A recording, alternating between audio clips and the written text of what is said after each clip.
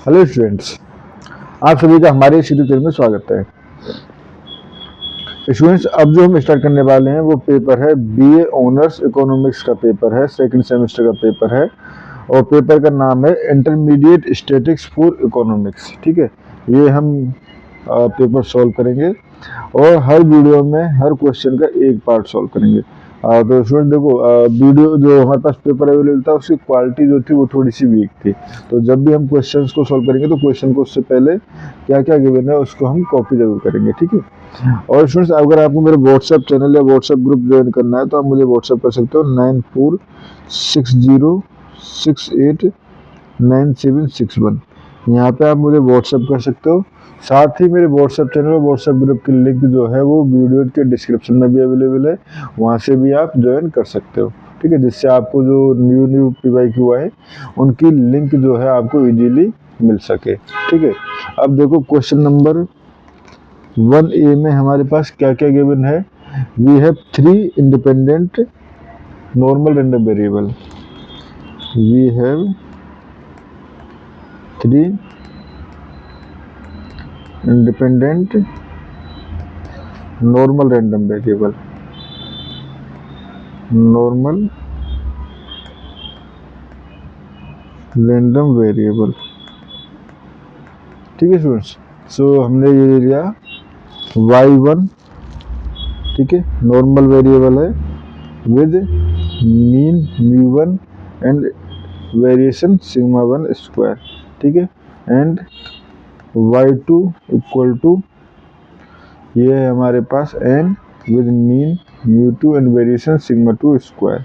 ठीक है, and y3 भी हमारे पास ले लिया हमने n विद μ3 एंड σ3 स्क्वायर।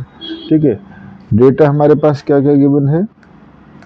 ये हमारे पास गिवन था μ1 equal to 25, μ2 equal to 45 and μ3 equal to 50, σ1 square equal to 10, σ2 square equal to 15 and σ3 square equal to 20। ठीक है स्टूडेंट्स, ये हमारे पास गिवन था। तो सबसे पहले हमें सैंपल मीन निकालना है। तो सैंपल मीन, ठीक है, तो सैंपल मीन क्या हो जाएगा y bar equal to y1 plus y2 plus y3 upon 3। ठीक है, एंड हमें चाहिए we need probability of 45 less than equal to y bar less than equal to 47। ठीक है स्टूडेंट्स, ये हमारे पास क्वेश्चन था। ठीक है, अब इसको सॉल्व करना चालू करते हैं। तो सबसे पहले mean of y bar, mean of y bar. ठीक है, तो देखो expected value of y bar equal to basically simply μ1 plus μ2 plus μ3 upon 3। ठीक है, तो यहाँ से हो जाएगा ये 25 प्लस 45 प्लस 50 अपॉन 3। ठीक है, तो ये हो जाएगा आपका 45 20 60 70 120 120 अपॉन 3 इक्वल टू 40। ठीक है, तो ये हमारे पास मीन हो गया। अब वेरिएंस ऑफ y बार। ठीक है, तो इसमें देखो वेरिएंस ऑफ y बार जो है सिंपली क्या हो जाएगा σ1 square plus σ2 square plus σ3 square upon ये हो जाएगा 9। ठीक है, एंड 3 का स्क्वायर। ठीक है, तो यहाँ से हो जाएगा हमारे पास 10 plus 15 plus 20 upon 9 equal to ये हो जाएगा 5। ठीक है, तो हम यहाँ से कह सकते हैं सो y बार जो वेरिएबल है वो हमारे पास है and with mean 40 and standard deviation 5। ठीक है, ये हो गया हमारे पास सॉरी स्टैंडर्ड, ये हमारे पास वेरिएंस है। ठीक है, तो स्टैंडर्ड डेविएशन क्या हो जाएगा, स्टैंडर्ड डेविएशन हो जाएगा σy bar equal to root of 5। ठीक है स्टूडेंट्स, ये हो गया। अब हम कन्वर्ट करते हैं इनको, क्योंकि ये जो प्रोबेबिलिटी पूछी गई है बट हमें चाहिए जेड टेबल में, ठीक है। तो यूजिंग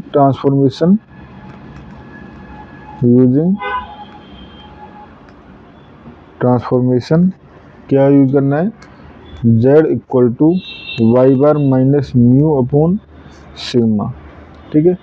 तो देखो z1 इक्वल टू यहाँ पे क्या हो जाएगा, 45 के लिए अगर हम चेक करें तो z1 इक्वल टू हो जाएगा 45 माइनस 40 अपॉन रूट 5, ठीक है। तो ये हो जाएगा 5 अपॉन रूट 5, या हम कहें रूट 5, ठीक है। तो ये हो जाएगा आपका रूट 5 की वैल्यू जो होगी नियरली अबाउट 2.24, ठीक है students. And for z equal to 47, ठीक है। तो z2 इक्वल टू हो जाएगा 47 माइनस 40 अपॉन रूट 5, तो ये हो जाएगा हमारे पास 7 अपॉन रूट 5, और चूंकि आपके पास कैलकुलेटर अलाउ होता है जिस तो इससे आप सॉल्व करोगे तो ये हो जाएगा नियरली अबाउट 3.13, ठीक है। अब हमें जेड टेबल का यूज करना है, तो probability of 45 less than Y bar less than 47 is basically probability of 2.24 less than equal to Z less than equal to 3.13, ठीक है। तो देखो जेड टेबल से हम probability of Z less than 2.24 हम लिख सकते हैं, जो कि होगी 0.9875, ठीक है, 0.9875, ठीक है। And probability of Z less than equal to 3.13, ठीक है। ये हमारे पास होगी